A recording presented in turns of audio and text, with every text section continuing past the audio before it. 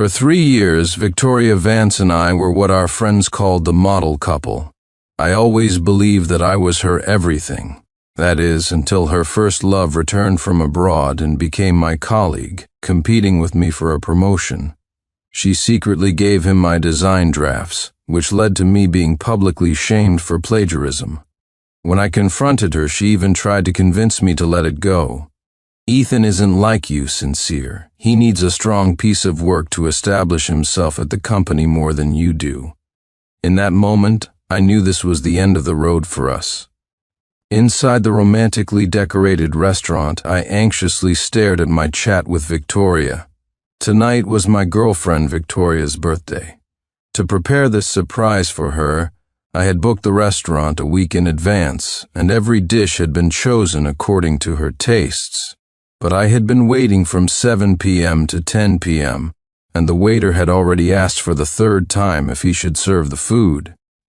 All the messages I sent her had vanished into thin air without a single reply. My anxiety turned to worry. Just as I was about to call her, I saw that Ethan Cross, whom I had recently added as a friend on social media, had posted an update. Remembering his past with Victoria, my finger, which had been about to move away, tapped on the post. A photo of Victoria and Ethan filled the screen. Victoria was holding a cake with a blissful expression while Ethan was placing a birthday hat on her head, looking at her with eyes full of affection. The caption read, "Happy birthday." My little girl, seeing that post, my gaze froze, and a dull ache spread through my chest. No wonder my messages had gone unanswered. Victoria was with her first love, Ethan. Victoria's best friend, Chloe Jones, had liked the post and left a playful comment, "What a power couple." Even my colleagues were commenting, asking if they were back together. The waiter approached again, asking if I wanted him to start bringing the food. I snapped back to reality, liked the post, and said in a slightly hoarse voice, "Yes, you can bring out the food." The second I liked the post, a message from Victoria popped up. "Class reunion tonight. I'll be home late."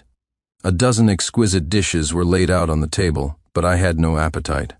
I called the waiter over, took the packed-up leftovers, and left the restaurant.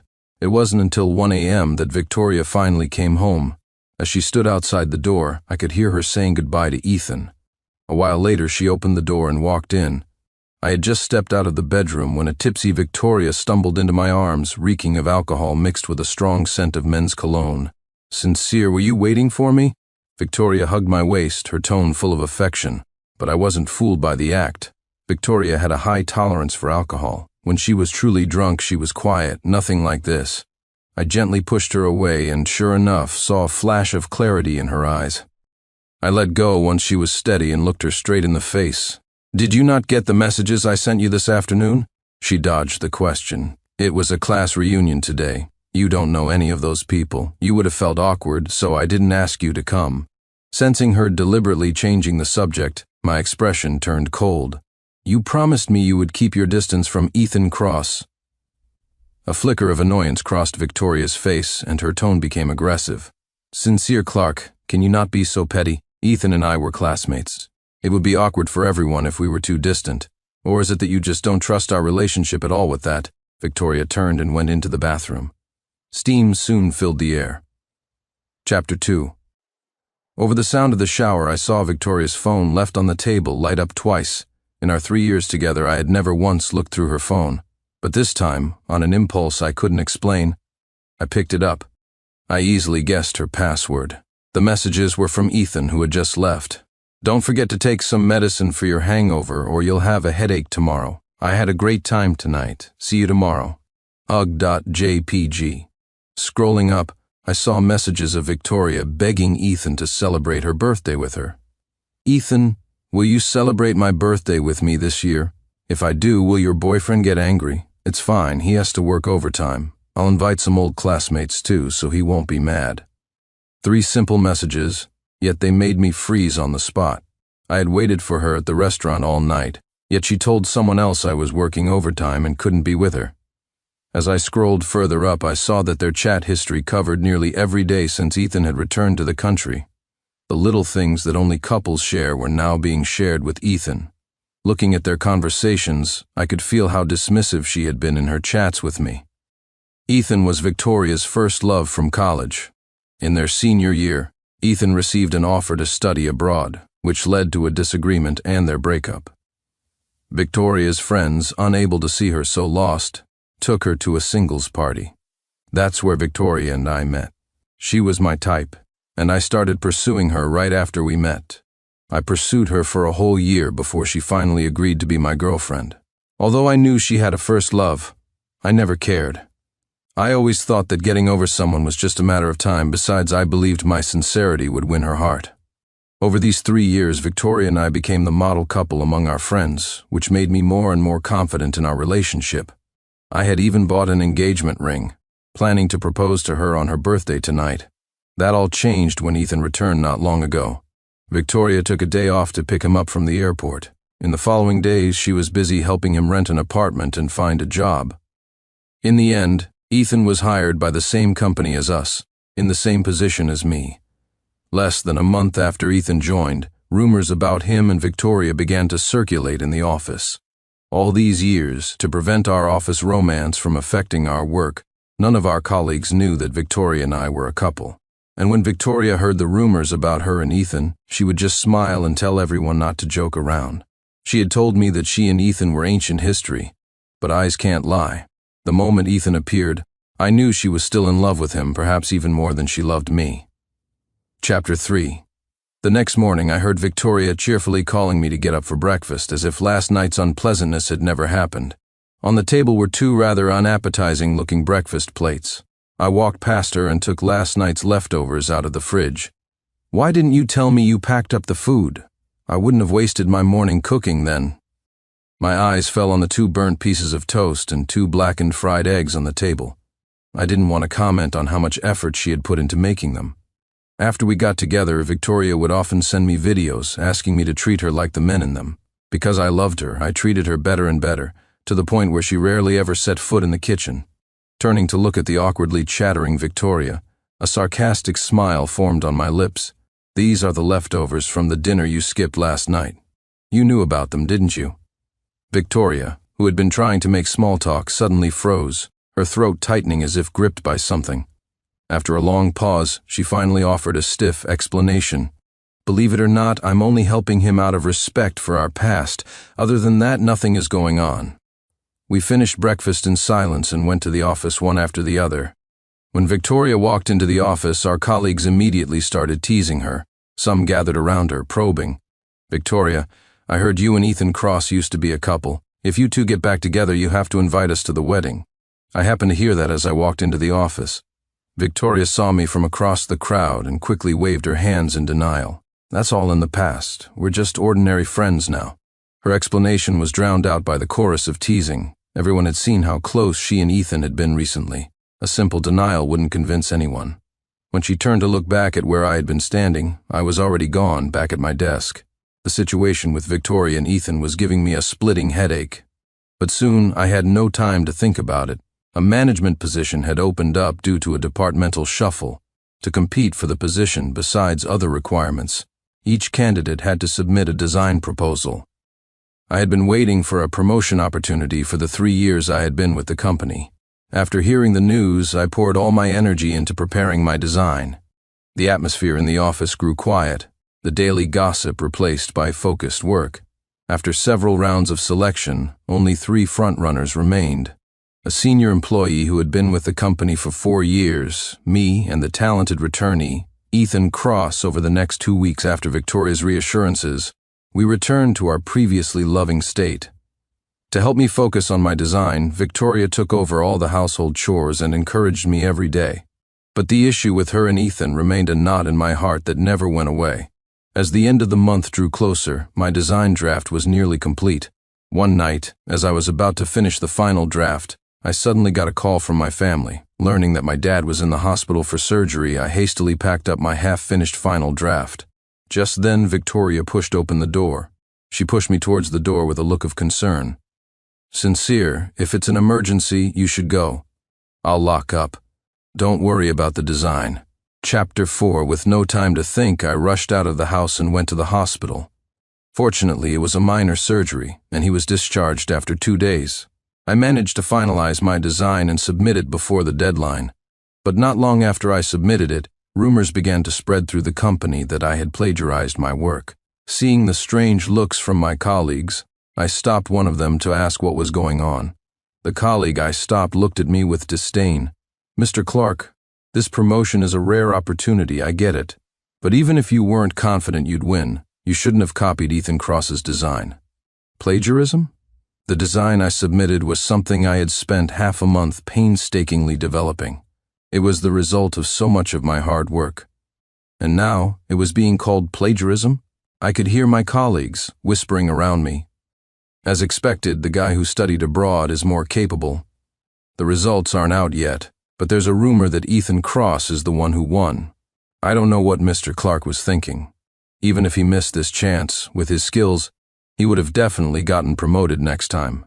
But he had to ruin his reputation by plagiarizing. Once the results are official, he probably won't be able to stay at the company. One disdainful look after another condemned me, carving my name on a pillar of shame. Hearing the contemptuous whispers, I stormed into the manager's office. Mr. Miller didn't seem surprised to see me, and Ethan was already there, having arrived before me. The moment I saw Ethan, I wanted to punch him in the face, but I held back, wanting to first ask if there had been some misunderstanding. Before I could say a word, Mr. Miller, sitting in his chair, spoke with a look of disappointment. "See for yourself." On his desk were 2 design drafts. I looked down and saw my final version, and next to it the missing last preliminary draft. Only that draft had been refined. Seeing that drawing, I remembered what had happened the other night. After returning from the hospital, I wanted to finish the final draft, but after searching for a long time, I couldn't find the last preliminary draft. I even asked Victoria about it, but she just said she had stacked all my drafts together and didn't know one was missing. But now, looking at the recovered draft, it was all clear. Victoria had taken my design and given it to Ethan.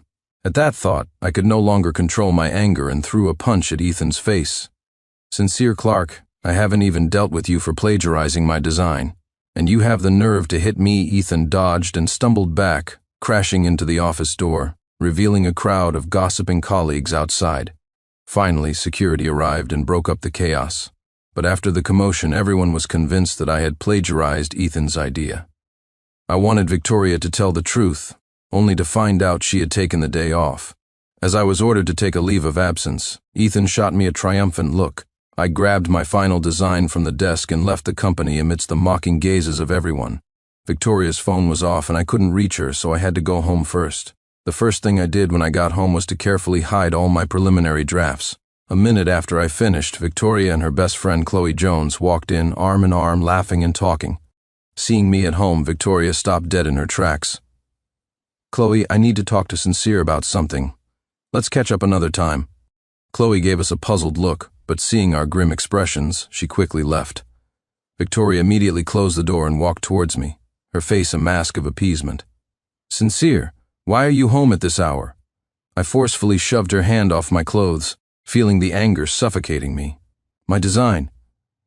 "You stole it and gave it to Ethan." Victoria glanced at me quickly, then took a deep breath and explained, "Ethan just got back to the country. He needs a strong piece of work to get a firm footing at the company. He's not like you. With your talent, even if you miss this opportunity, there will be plenty more chances for promotion. Once he's promoted, he definitely won't forget your help." Chapter 5. Staring at Victoria and her twisted logic, I felt like I was meeting her for the first time. For a designer like me, the accusation of plagiarism was enough to destroy everything I had ever worked for. Forget about waiting for another promotion, I would likely be fired, and the stain of plagiarism would follow me for the rest of my career. I opened the company's group chat and shoved the phone in her face. Dozens of messages were mocking me for plagiarism. "Do you have any idea that what you did could ruin me?" Victoria pushed the phone away, still trying to justify herself. "No, it won't. Ethan promised me. He said he wouldn't press the plagiarism issue and the company won't do anything to you." The moment I heard that, an overwhelming exhaustion washed over me. I gritted my teeth and said, "Victoria, it's not about him not pressing the issue. It's about me pressing it." Now I slumped onto the sofa, all strength gone, but my voice was firm. "Victoria, let's break up." Her eyes widened in disbelief. "You want to break up with me?" Sincere Clark, have you forgotten what you said when you were pursuing me? I had pursued her for a year, making countless promises to show her my sincerity. But that didn't mean I would let her trample on my feelings without consequence. Since Ethan was the most important person in her heart, then I would let her go and return her to him. Victoria trembled with rage, as if I was the one who had betrayed her. But the one who had betrayed our relationship was clearly her. I looked at her, now irrational with anger, and sneered, "Isn't this what you wanted?" At my retort, Victoria screamed and lunged at me. I grabbed her flailing hands. She had just gotten her nails done. If she had hit me, my face would have been scratched to pieces. I gripped her wrists and pushed her away forcefully. She didn't expect me to use force and stumbled, falling to the floor.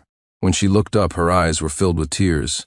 "Sincere Clark, don't you dare regret this." Regret? My only regret was trusting her too much, which is why I was now bearing the shame of a plagiarist. Watching Victoria storm out the door, I couldn't help but laugh bitterly.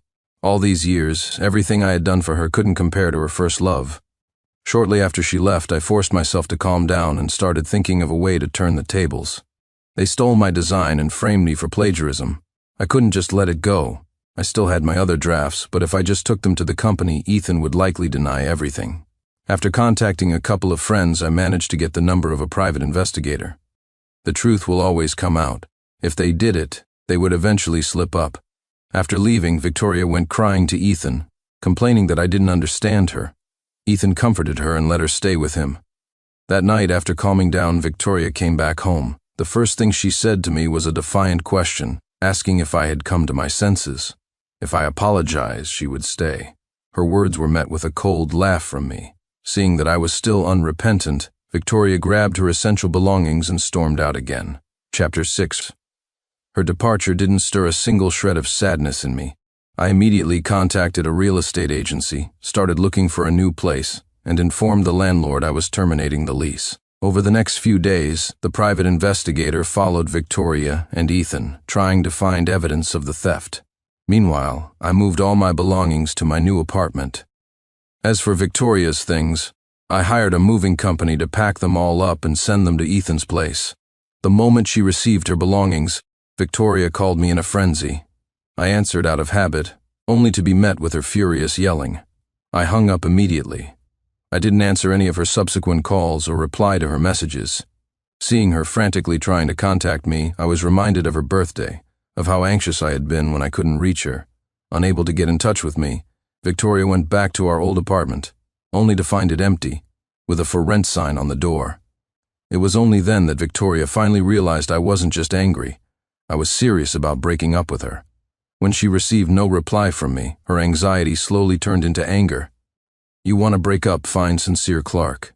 Even if you come begging me on your knees to get back together, I will never forgive you." Reading that message, I felt like I was looking at a joke. My years of accommodating her had made her greatly overestimate her place in my heart. If I got concrete evidence of what she did, I would call the police, not even consider showing mercy. In the following days, I still hadn't obtained the evidence needed to nail Ethan. Instead, I learned quite a bit about their private life.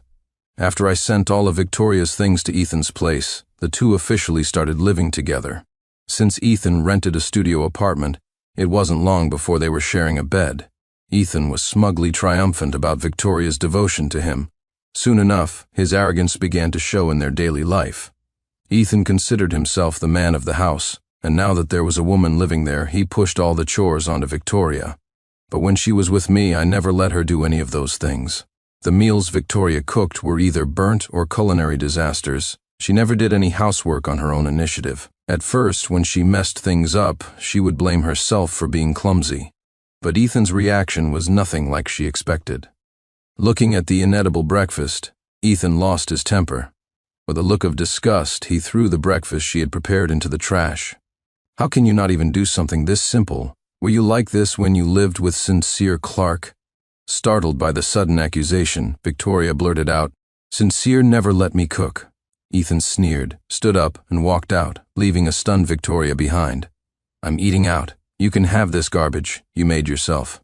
Arguments like this became more and more frequent. The triumphant look Victoria had when she dared me to beg for her forgiveness was gone. I had no intention of interfering.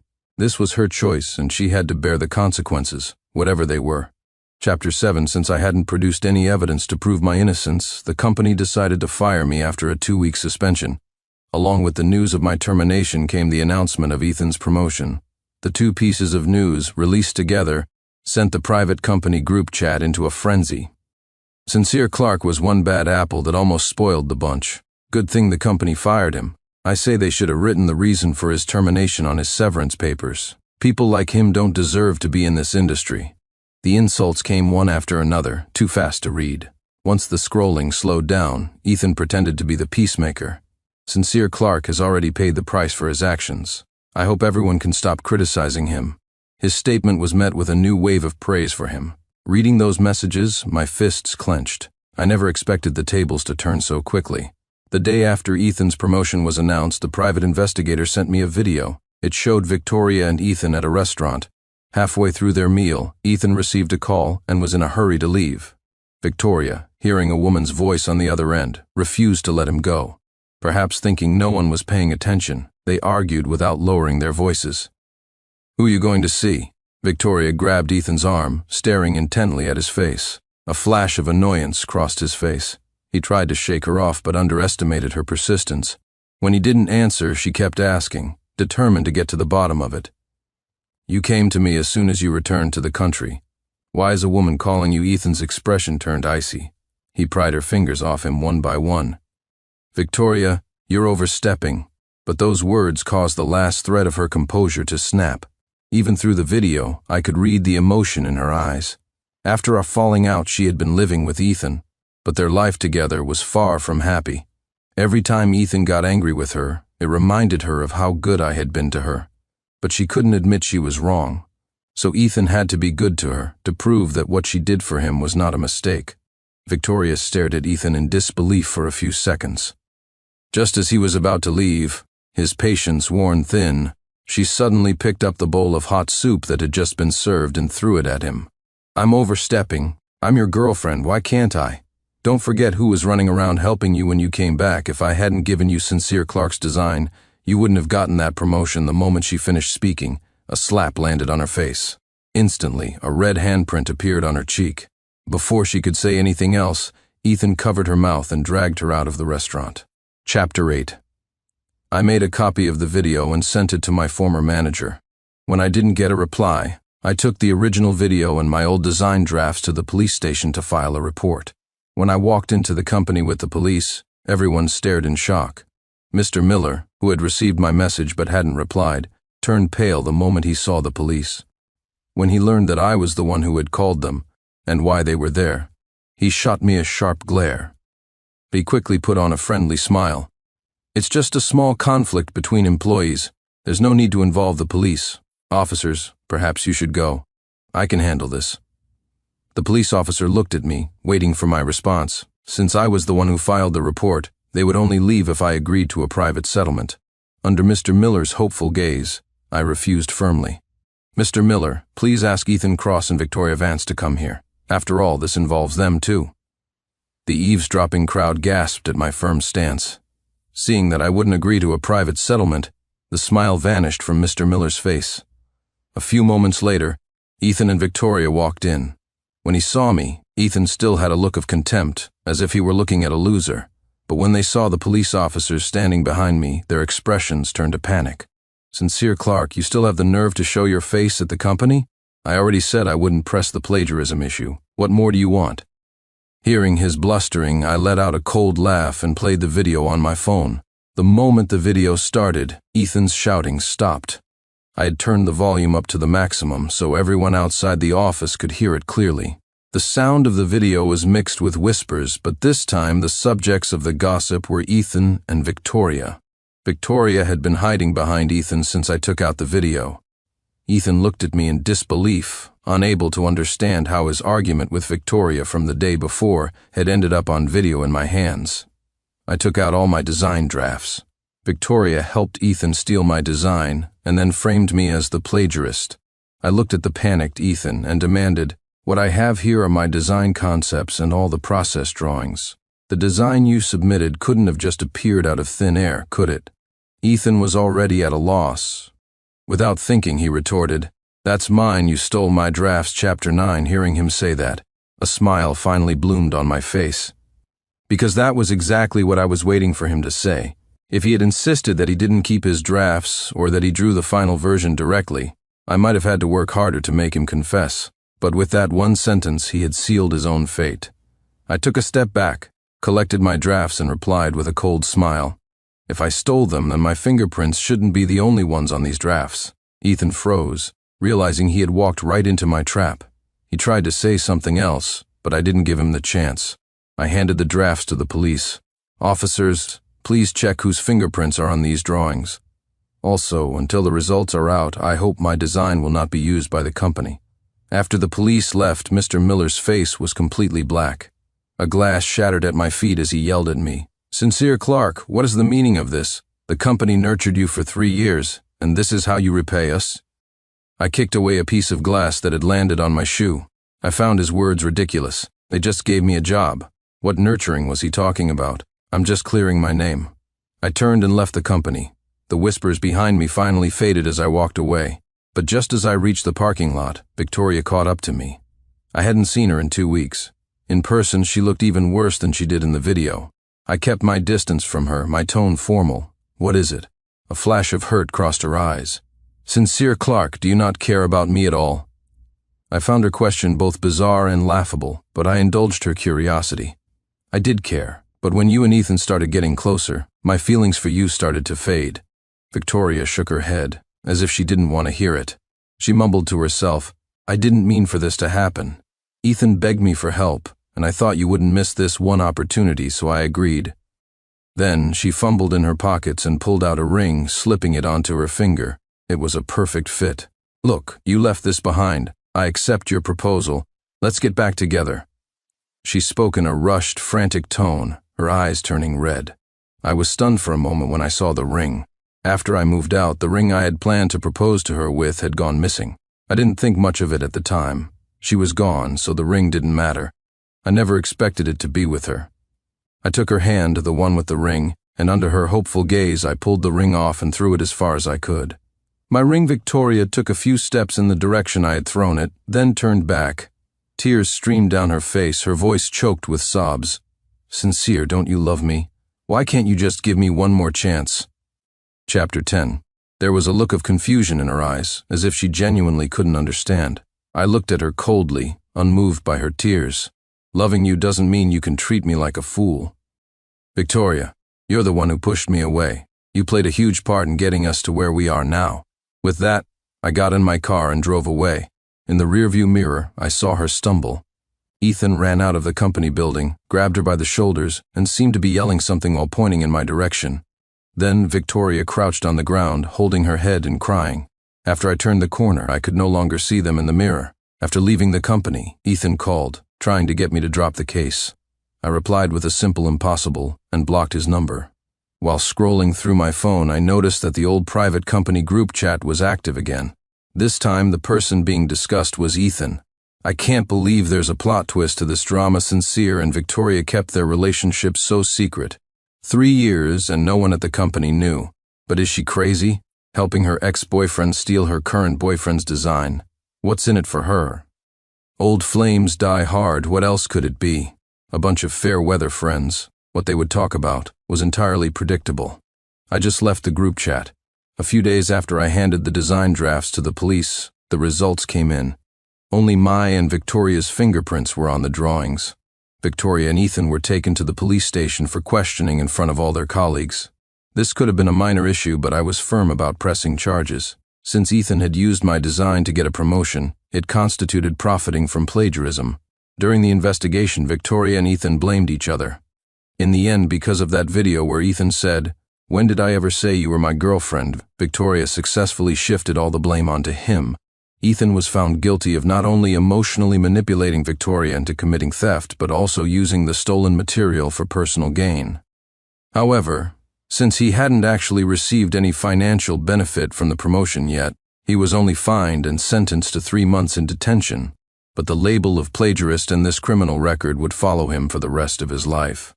As for Victoria, she was released after being reprimanded by the police. After the verdict, with the police as witnesses, The company returned the design submitted by Ethan to me. When I left the company for the last time, I glanced at my former colleagues. Not a single one of them dared to meet my eye. I turned and walked away without looking back, feeling the weight of the past few weeks finally lift. Chapter 11. After the matter was resolved, I didn't dwell on it. The resumes I had sent out after being fired all received responses. All 3 companies I interviewed with offered me a position. In the end, I chose a more renowned company in the industry, which meant moving to another city. After accepting the offer and setting a start date, I began preparing to leave. The night before I left, news of my departure somehow got out. Some of my former colleagues contacted me pretending to share news. From them, I learned that both Ethan and Victoria had been fired. These people, knowing I had landed a job at a top company, all claimed they had defended me when I was falsely accused, hoping we could stay in touch and that I could maybe give them an internal referral someday. I rejected them all without a second thought. If they couldn't help me in my time of need, I didn't need them to celebrate my success. On the day of my departure, I ran into Victoria at the airport. She looked like she had made an effort to dress up, but she couldn't hide the exhaustion and dark circles under her eyes. Seeing me, she hesitated before approaching. "Sincere, I heard you were leaving. I came to see you off." Her hands were clenched tightly, as if it took all her courage to say those words.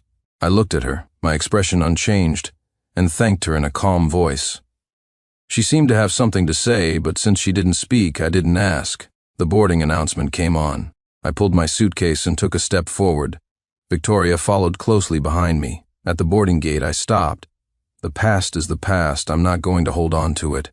I heard her breath catch, a hint of joy in her voice, so I cut her off. "That's why I can say goodbye to you calmly now, but that's all. Victoria, this is it. Let's part on good terms." After saying that, I walked through the gate without looking back, so I didn't see Victoria, who, at my last words, broke down into uncontrollable sobs. The plane took off, and the world below grew smaller and smaller. I was leaving this city behind, heading toward a new future.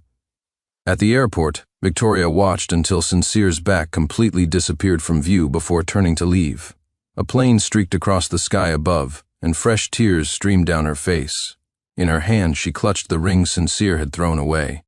After he left that day, she had spent 3 hours searching the parking lot before she finally found it, but the ring was already bent out of shape, just like her relationship with Sincere, which could never go back to what it was. There was once someone who treated her so well, but because of her own greed, she had lost him. Victoria had a feeling that she would never again meet someone who would treat her as well as Sincere once had.